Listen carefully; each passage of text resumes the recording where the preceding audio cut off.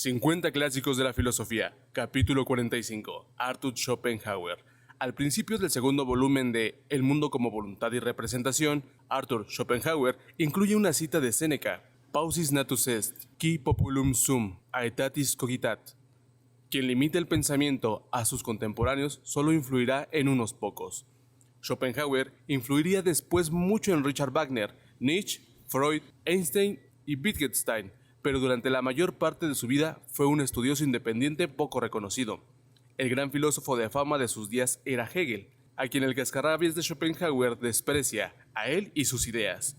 El mensaje de la cita anterior es: no te guíes por filosofías como la de Hegel, que hoy puede parecer verdadera, pero que con el tiempo quedará desacreditada. En su lugar, te doy una visión del mundo que es a la vez verdadera y eterna. Es de destacar que Schopenhauer escribió El mundo como voluntad y representación con menos de 30 años.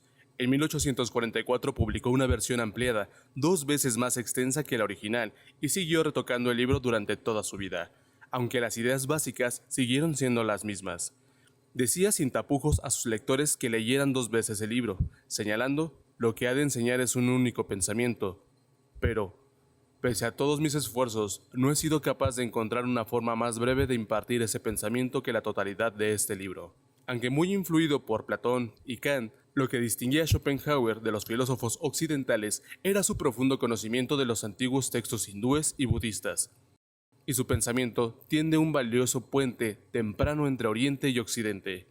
Fue un escritor brillante que hacía sus ideas inteligibles para el lector no académico, y su libro, casi 200 años después de su publicación, sigue siendo accesible y de una riqueza gratificante, con una mezcla de rigor académico e ideas personales sobre el mundo. La representación y la realidad.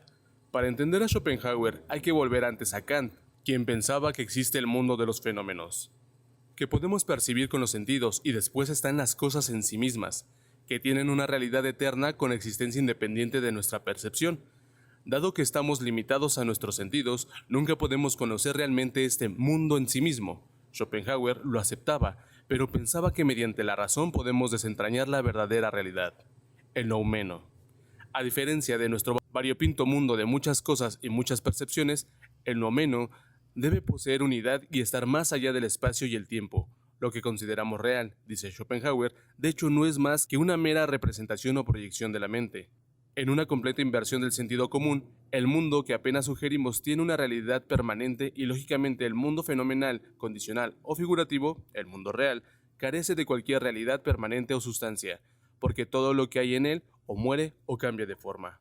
Sin embargo, Schopenhauer mantiene que el mundo fenomenal no es el caos, sino que funciona de acuerdo con la razón suficiente, o las leyes de causa y efecto. Si admitimos que vivimos en un mundo de causalidad, tiene perfecto sentido, aunque sea un mundo que haya proyectado nuestra mente.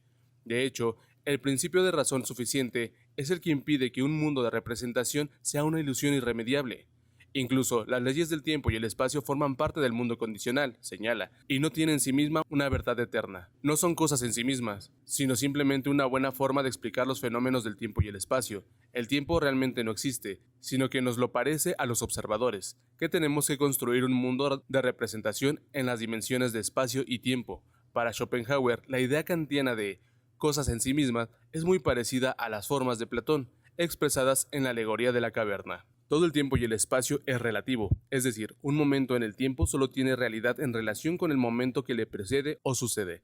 En el espacio, un objeto solo tiene realidad en relación con otro. De la tradición occidental, Schopenhauer invoca la observación de Heráclito, de que las cosas fluyen eternamente y no tienen una realidad fija, y de la oriental toma el concepto hindú de Maya, el de que el mundo es simplemente una proyección o un sueño, completamente susceptible de la falsa interpretación del observador.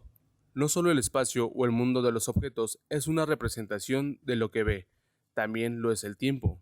En una crítica indirecta a su enemigo acérrimo Hegel, Schopenhauer sostiene que la historia no es la exposición objetiva de lo que ocurrió, ni un proceso que conduzca a una determinada meta, sino sencillamente un relato contado desde la perspectiva de quien lo percibe. El pasado y el futuro son tan irrelevantes y vacuos como cualquier sueño. La voluntad de Schopenhauer. Para Schopenhauer, la voluntad Es el ser más recóndito del mundo fenomenal y se manifiesta como una especie de lucha ciega y sin propósito, una voluntad de vida. En lugar del sentido tradicional del término de disposición consciente, la voluntad se entiende mejor como una especie de fuerza que constantemente busca materializarse. Explica no solo que los esfuerzos de los humanos, sino la fuerza vital de los animales, las plantas e incluso del mundo inanimado. En Parerga, Paralipomena, analiza la cuestión del libre albedrío y dice, subjetivamente, toda persona cree que solo hace lo que quiere, pero esto solo significa que sus actos son la pura manifestación de su exclusiva esencia. Lo que queremos no es más que la expresión de lo que somos, nuestro carácter, y no podemos realizar ningún acto que no sea coherente con ese carácter. No escogemos libremente nuestros motivos, y por lo tanto no se puede decir que tengamos libre albedrío. A la persona común, la conciencia la mantiene siempre trabajando incondicional y activamente de acuerdo con el propósito de su voluntad. Esta es la vida de casi todos los hombres. Es fácil ver la influencia de Schopenhauer en Freud, para quien los seres humanos son criaturas empujadas por necesidades subconscientes. La idea del ego, de Freud, se parece claramente a la voluntad de Schopenhauer. ¿Se puede trascender de la voluntad? La mayoría de los filósofos entiende esta fuerza vital o voluntad en términos neutros o positivos. En cambio, Schopenhauer la ve como una fuerza negativa que hay que superar si se quiere llegar a algún sitio. Observa que la gran intensidad de voluntad provoca un sufrimiento inevitable, porque toda voluntad nace de la necesidad. La persona buena y sabia se identifica como lo amorfo y lo verdadero, y se considera una simple expresión corpórea de la sustancia espiritual atemporal. En cambio, la persona inculta o mala se identifica como completo con su cuerpo y su voluntad. Esta persona cree plenamente en su soberanía como individuo, y todo y todos los demás tienen menor importancia.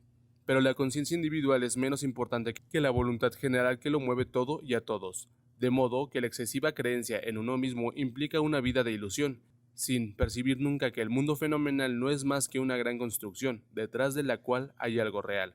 De esta forma, esa persona ve no la naturaleza interior de las cosas, que es una, sino sus fenómenos, como separados, despegados, innumerables, muy distintos y desde luego opuestos. Esa persona tiende a ver las cosas como opuestos, hace juicios categóricos continuamente y busca el placer para evitar el dolor, sin darse cuenta de que tal pretensión de hecho provoca dolor. Al final, puede llegar a entender que el principio individuationis por el que se rige es la fuente de su terror. Quienes perciben el mundo de forma menos despegada pueden hallar el camino a la libertad. Comprendemos que lo que hacemos a los demás nos lo hacemos a nosotros mismos. Solo en el momento en que entendemos que no existe un yo, y así lo reflejan nuestros actos, nos liberamos de verdad del ciclo de nacimiento, vejez, enfermedad y muerte, y del aprisionamiento entre los límites del tiempo, el espacio y la causalidad. La persona sabia ve lo bueno y lo malo, el placer y el dolor como meros fenómenos, diversas manifestaciones de la unidad. Sabe que la negación de su propia voluntad, o ego, y el percatarse de que no está separada de los demás conducen a la paz. Los medios de trascender.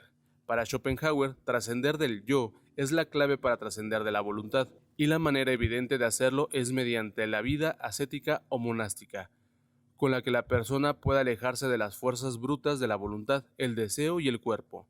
Pero, afortunadamente, hay otro camino que discurre por la experiencia de la naturaleza del arte. El estado humano natural de la mente es el razonamiento, análisis o evaluación constantes, pero es posible emplear toda la mente en el momento presente. Al contemplar un paisaje, por ejemplo, nos podemos perder en el objeto, de forma que olvidamos nuestra individualidad o voluntad y pasamos a existir como sujeto puro, como un espejo claro del objeto, y así ya no podemos separar al que percibe de la percepción, sino que ambos se han convertido en uno. Lo que queda, dice Schopenhauer, no es simplemente un objeto que existe en relación con otros objetos, sino la propia idea de la cosa, su forma eterna. El que ve, perdido como está en verla, deja de ser un individuo y se unifica con la idea. De repente, el mundo parece más claro y significativo, porque hemos traspasado las apariencias evidentes y hemos penetrado en la esencia. El arte puede aislar una idea o una cosa fundamentales, y al mostrarla de una determinada forma, ilumina al todo, que está más allá de la razón o la causalidad. Por el otro lado, la ciencia, al ocuparse solo del mundo fenomenal, es una búsqueda interminable que nunca nos puede satisfacer plenamente. Schopenhauer define el genio como la capacidad de permanecer en un estado de percepción pura, olvidando el yo individual y existiendo por un momento solo en estado de imaginación, contemplando las ideas atemporales del universo. Cuando inevitablemente regresamos a la experiencia de ser un yo individual, sentimos comprensión por todo lo vivo. Este sentimiento hacia los demás es un medio para permanecer más allá del alcance de la voluntad o el ego, porque en una vida de compasión apenas tenemos tiempo de preocuparnos por nosotros mismos. Comentarios finales. En un momento en que los misioneros europeos se dispersaban por toda Asia para convertir a sus pueblos al cristianismo, el mundo como voluntad y representación mostraba la conocida profecía de Schopenhauer, de que tales esfuerzos serían tan efectivos como disparar contra un acantilado. Lo que ocurría, decía, sería todo lo contrario. La sabiduría oriental rebotaría hacia Europa para producir un cambio fundamental en nuestro conocimiento y pensamiento. Tenía razón. Aunque el cristianismo haya arraigado en el subconsciente más de lo que él preveía, la religión y el misticismo orientales han tenido un impacto grande y cada vez mayor en Occidente. En particular, las ideas del todo en comparación con la visión en categorías y atomizada de la mente occidental. La idea que se suele tener de Schopenhauer es que fue el supremo pesimista, dado que la voluntad no tiene ninguna meta positiva. Es evidente que la experiencia humana ha de ser, en el mejor de los casos, la de un desafío constante, o en el peor, la de un dolor sin sentido. Schopenhauer no intentó simular que el mundo y las motivaciones de las personas fueran algo que no fuesen, lo cual impresionó a escritores pesimistas como Joseph Conrad e Ivan Turgenev, y a los existencialistas.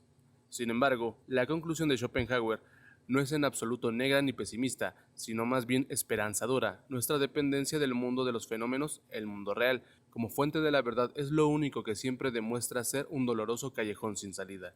Aunque somos seres que existen en el tiempo y el espacio, paradójicamente solo nos liberamos al mudarnos más allá de estos constructos. Arthur Schopenhauer. Schopenhauer nació en 1788, en la que hoy es la ciudad polaca de Gdańsk. Cuando tenía solo 5 años, su familia se mudó a Hamburgo, cuando Prusia estaba a punto de apoderarse de Gdańsk. Se esperaba que siguiese la profesión de comerciante de su padre, haciéndose cargo de la empresa familiar. Entre 1797 y 1799 vivió una larga temporada en Francia con su padre, y también en Inglaterra, los Países Bajos, Suiza y Austria. Pero en 1805 su padre se suicidó, lo que abrió las puertas para que su hijo siguiera sus propios deseos y fuera a la universidad. En Gotinga se matriculó en medicina, pero también asistía a clases de filosofía y estudió a Platón y Kant. Pasó 2 años en Berlín, donde asistió a las clases de Fichte, y en la Universidad de Jena presentó la tesis La cuádruple raíz de la razón suficiente, después de escribir El mundo como voluntad y representación. Regresó a Berlín, donde se dedicó a dar clases por cuenta propia. Hegel estaba también en la universidad y Schopenhauer programó sus cursos para que coincidieran exactamente con los de Hegel, con la esperanza de llevarse él a los estudiantes. Pero lo que ocurrió fue que estos lo abandonaron, con lo que su carrera académica quedó truncada. Solo pudo sobrevivir gracias a una herencia de su padre. Su madre, Johanna, era novelista y socialista, y durante la mayor parte de la vida de Schopenhauer fue más famosa que él. Tenía con ella una relación inestable, pero gracias a su círculo pudo conocer a Goethe, con quien mantuvo correspondencia, y a otros escritores y pensadores. En 1831, huyendo de la epidemia de cólera que ese mismo año se cobró la vida de Hegel, dejó Berlín y se estableció en Frankfurt. Por fin, la premiada Parerga y Paralipomena le granjó la fama que ansiaba. Murió en 1860. 2009. Salvar una vida. La mayoría de nosotros estamos completamente seguros de que no dudaríamos en salvar a un niño que se estuviera ahogando, y que lo haríamos pese al enorme coste que nos pudiera suponer. Sin embargo, cada día mueren miles de niños y nos gastamos el dinero en cosas cuya necesidad damos por supuesta y que apenas echaríamos de menos si no dispusiéramos de ellas. ¿Hacemos mal? Si es que sí, ¿hasta dónde llega nuestra obligación con los pobres? Dar a los extraños, en especial a los ajenos a nuestra comunidad, puede ser bueno, pero no lo consideramos algo que debamos hacer. Pero si la tesis básica antes expuesta es cierta, entonces lo que la mayoría tenemos por una conducta aceptable se debe considerar una luz nueva y más ominosa. Cuando gastamos lo que nos sobra en conciertos o zapatos de moda, en una cena exquisita y vinos excelentes o en vacaciones en lugares lejanos, hacemos algo que no está bien. En 2 palabras, dar a los necesitados de forma sistemática es una parte importante de una vida buena. En la misma línea, Aristóteles, Ética a Nicómaco, John Rawls, Una teoría de la justicia, y Michael Sandel, Justicia. Y así hemos llegado al final de otro capítulo. Suscríbanse, denle like y activen las notificaciones para recibir más contenido porque se viene algo bueno. Cuídense mucho y que tengan un día maravilloso.